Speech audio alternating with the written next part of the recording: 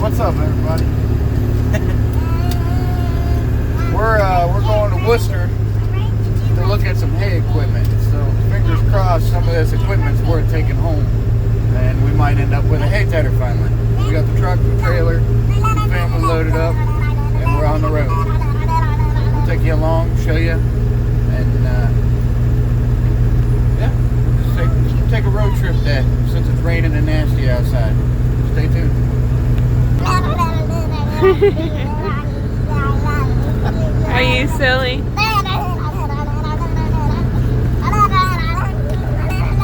That's yours. You're a prodigy.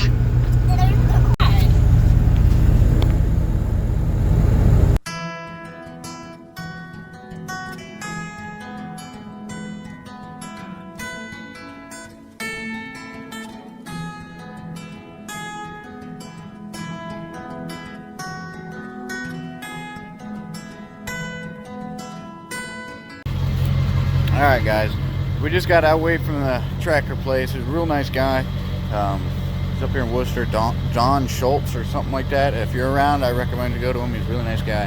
He'll tell you what he knows about the equipment. So we ended up purchasing a 4-basket tedder, and here it is.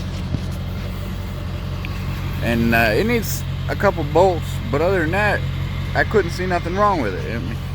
When he picked the tongue up, he didn't have a tractor available, but we picked the tongue up and we turned the PTO shaft in each one, and they all stayed in time. They got solid tires, so I don't have to worry about flat tires. The PTO shaft don't look that bad of shape. There's no slop. I mean, that one's got tension on it, that one's got tension on it from the straps, but you can see it's trying to turn them too. So yeah, we went ahead and purchased it. I got this one for the cost of a 2-basket, and it'll cover twice the amount of land. So we'll jump in here. We stopped in the local McDonald's up here in Worcester to let some people go to the bathroom.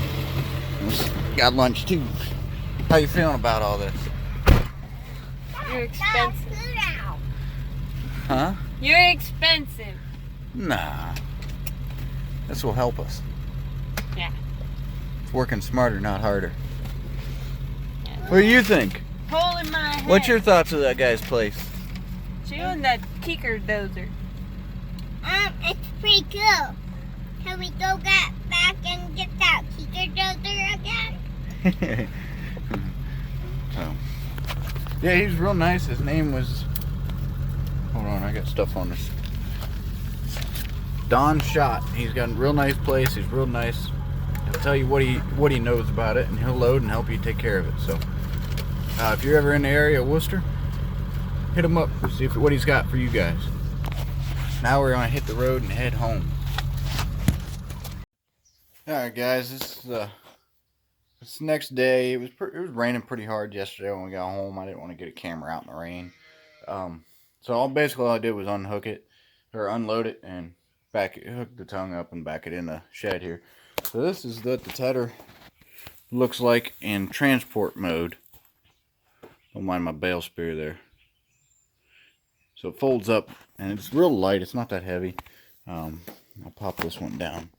Alright, I'll show you how easy it is to put up down. Oh, that one froze. Okay.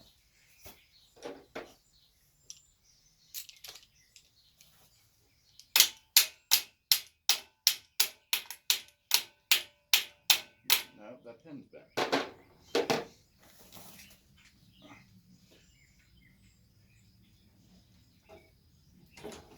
Well, right there's the first thing I'm learning about this. The pin needs the spring changed. So it was broke at one point. So change the spring eventually, or lube it up so it moves a little easier. I'll be right back.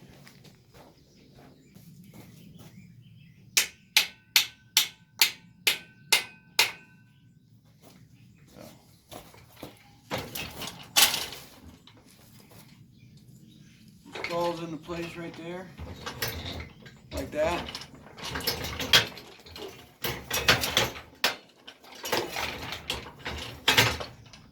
And when you want to raise it up, you just pick it up without something in your hand with it. Yeah, this spring's just tired or something, I don't know. But it just went up really easy. Once you get it up about right here, the weight's off of it and it's all on the gear. And boom, it's popped back down. So, but one thing I knew going into to look at this thing was that there was a bolt missing. When I called the guy, I said, "Hey, I'm interested in that tether you got." I said, "What's wrong with it? What does it need?" And he said it probably works. It seems in time. It needs some teeth put on it, like right there. One of the tongues broke off. It's actually bent pretty good too. There's some bent ones. But them are pretty common things to find and repair. I'm not too concerned about them. But he said there was a bolt missing. On this side, actually. So, them bolts right there are not the right bolts. And you can see right there. That actually is an empty hole. There shouldn't be any bolt. There should be a bolt there. And them bolts aren't right. The actual right bolts look like that. So I pulled that one out to go match up with a new one. So first thing I'm going to do is I got it here in my pocket. It's a little 3/8 head, 12mm bolt. So in my bag here, because we went to town, I got some red Loctite for heavy duty purposes. Thread locker, red 271 for heavy duty bolts and heavy duty circumstances. And I got bolts. So I'm going to open this up.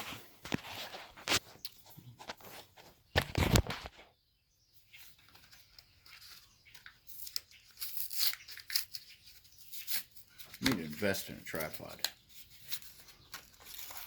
I'm going to do this stuff more often.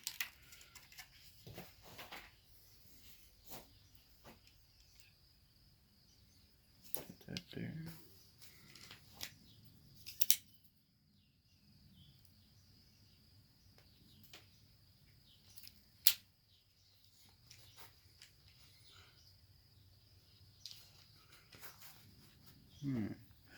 Put a dab right there. And stick it in and start it. Takes about 10 minutes for his thread Loctite to set up.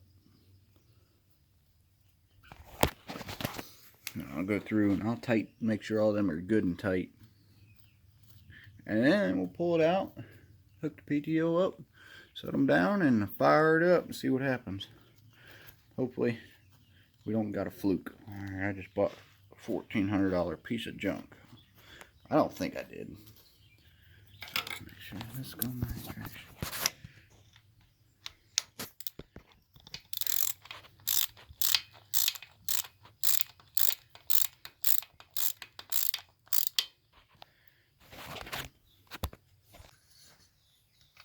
Just have to watch my hands, I guess. Oh no. Don't fit in there. Hope that one's tight.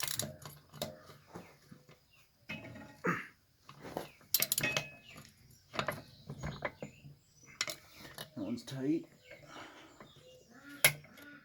Don't fit in there neither. Okay. I got that one done. Now we need to pull these out, which that one, wow. Yeah, whoever traded this in hope they didn't mess it up too much. Don't look like there's a gasket in there, so, but there's no oil or anything in these.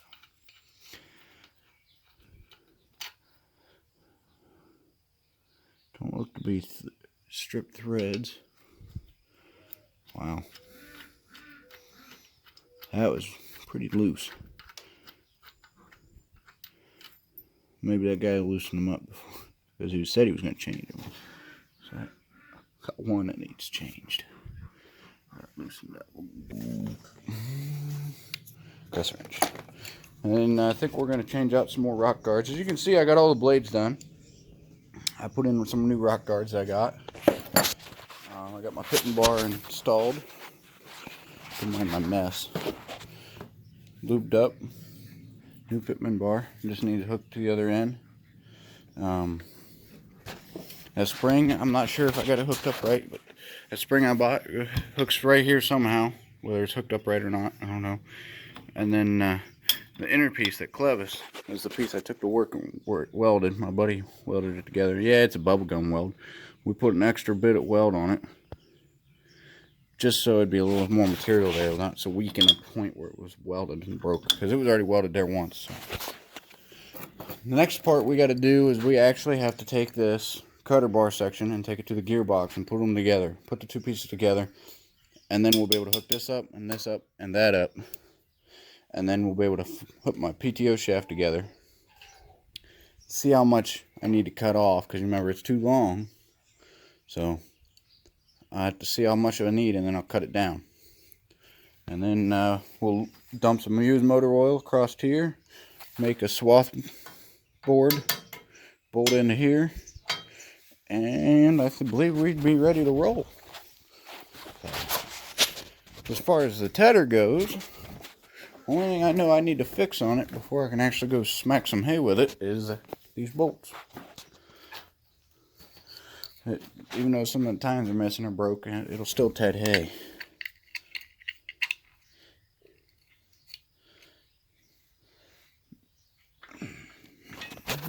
In there a little bit.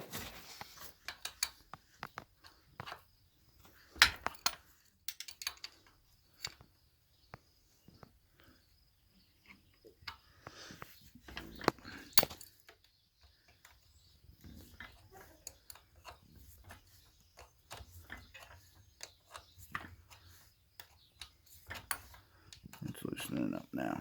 I don't know if my phone's dirty or what. That's blurry.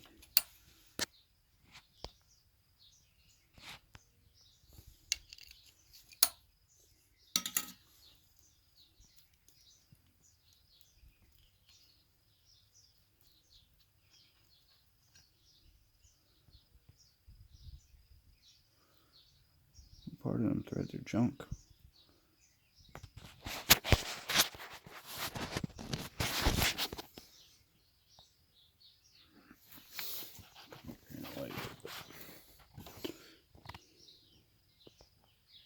See that? Part of them are junks. I don't like that. Maybe this bolt was just stripped when they put it in. And these bolts stink. It smells like crude oil. That's what it smells like. Put a bag of bolts here. Ratchet.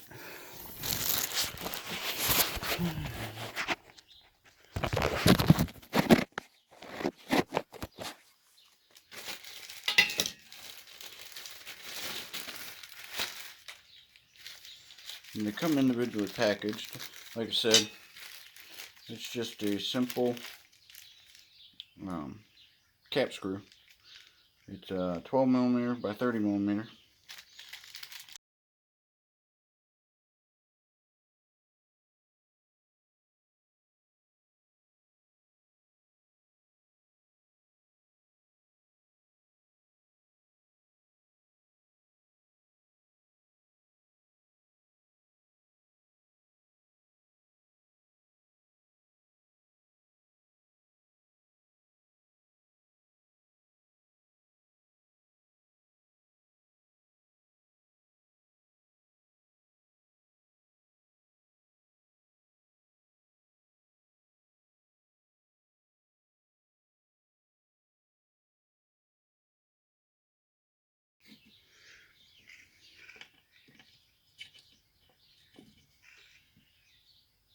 Oh.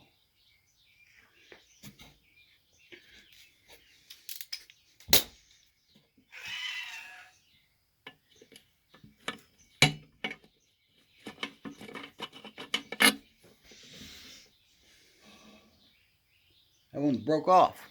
That's why it was missing one. It broke off.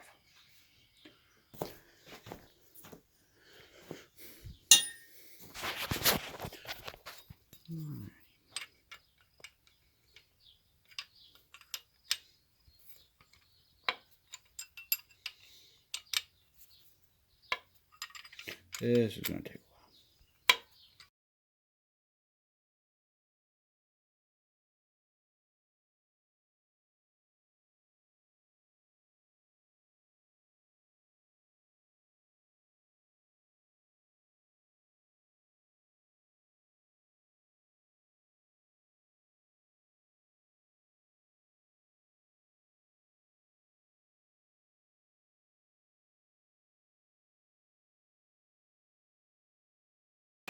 that's done. Let's go ahead and take this down off here. Fire the tractor up and take it outside and see what it does. See if it breaks into a million pieces.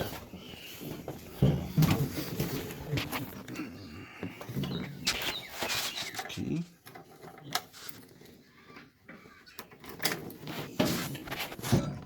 Glow plugs.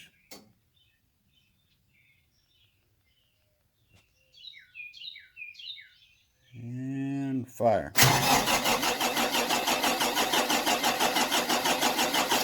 Not yet.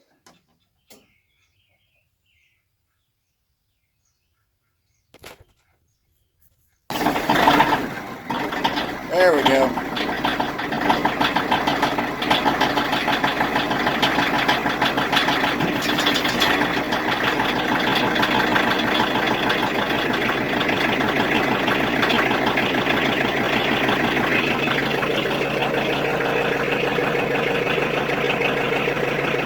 Alright, I got it all greased up. I got the PTO hooked up. Quite a few grease fittings. There's one on the bottom of each plate, tedder plate. One on the top of each, the outside ones. You got 4 on a line here, 4 on a line there. Your PTO shaft grease fittings.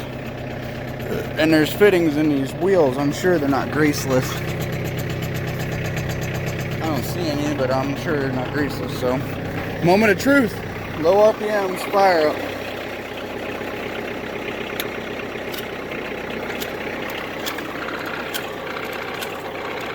Hey, looky there.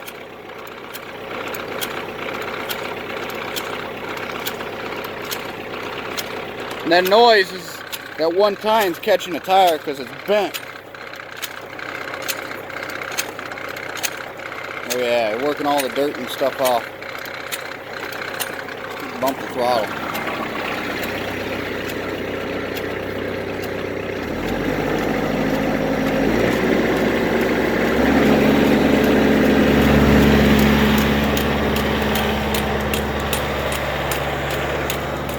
Heck yeah.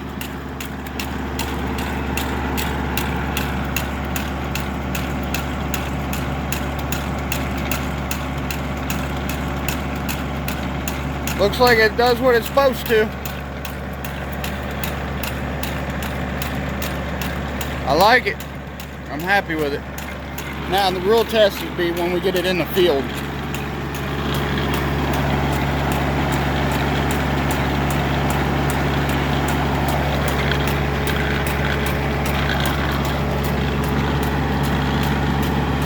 I might have to dump more grease in all these gearboxes and fittings and stuff. But I just wanted to see if it worked. And it does.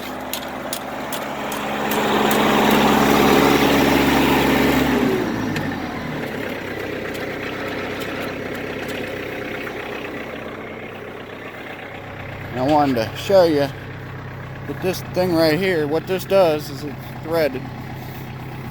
It's your pitch. I don't know if you can tell, but that front end is dropping. You want to pick the hay up about right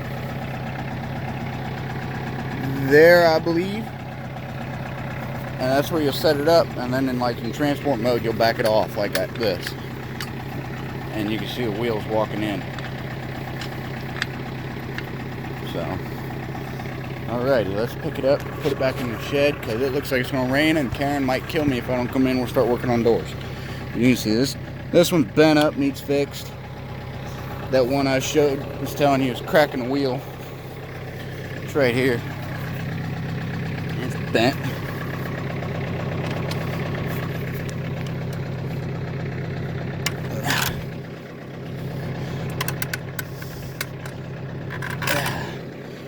It's bent away from it now. So, alright.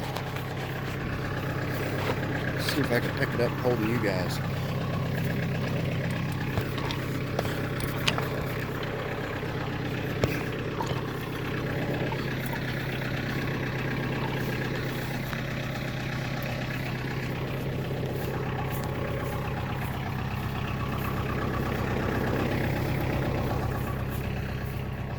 This won't be the tractor that pulls this, neither.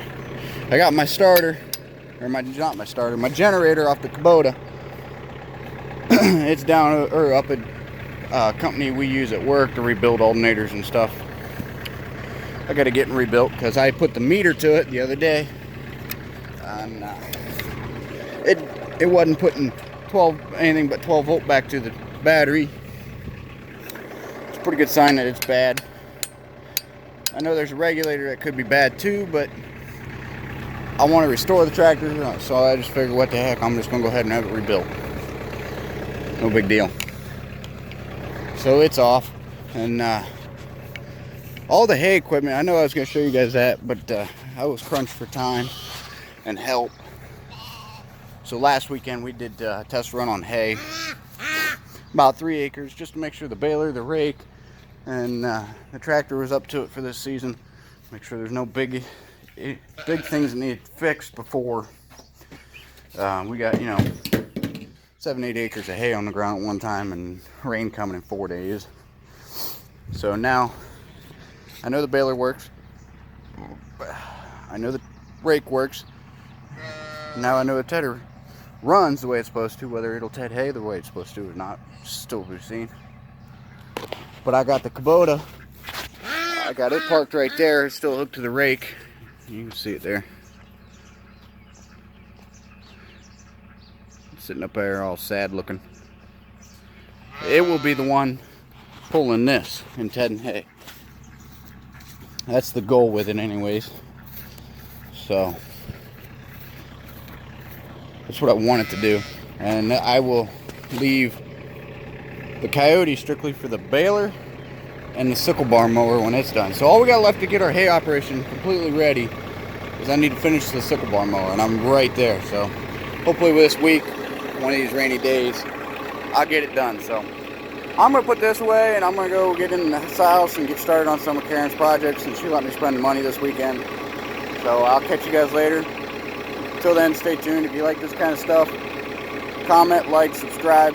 This is us building our farm one piece at a time. We work on the farm stuff, we work on building the house stuff. It's just the way things work out for us. So I'll catch you guys later.